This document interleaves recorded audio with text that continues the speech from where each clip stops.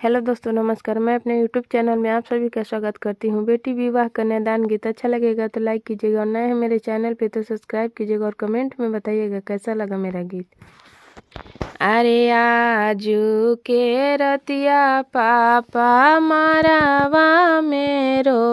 वेले के करा के दीही धिया दाना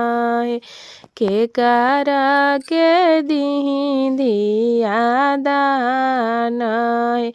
आजू के रतिया मारावा मेरो वेली के करा के दीही धिया दाना के करा के दीही धिया दाना मारावा के भीतर से बोले ले सुंदर दुल्हा हमारा के दीही धिया दाना हमारा के दीही कन्यादान अरे कापेला कोखिया हो कापेला किताबावा हो कापेला पूरा परिवार कापेला पूरा परिवार के करा के दीही धिया दाना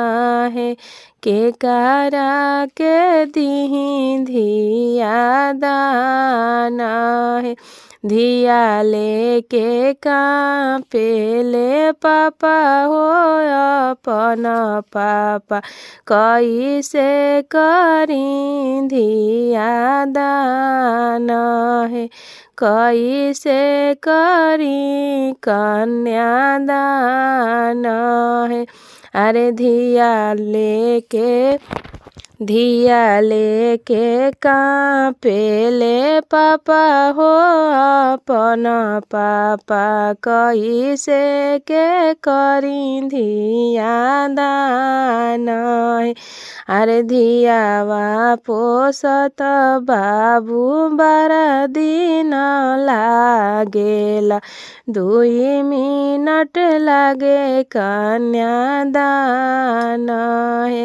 धियावा पोसत बाबू 12 दिन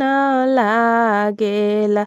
2 मिनट लागे कन्यादान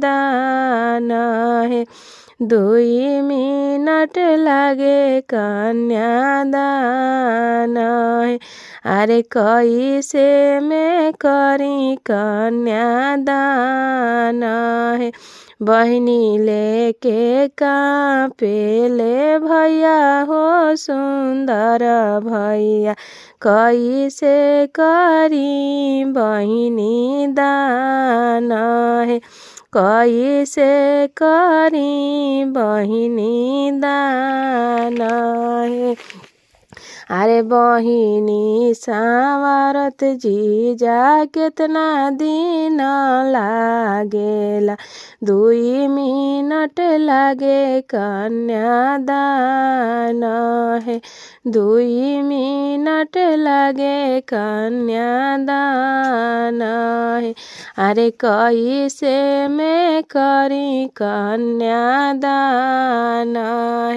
कैसे में करी धिया दान।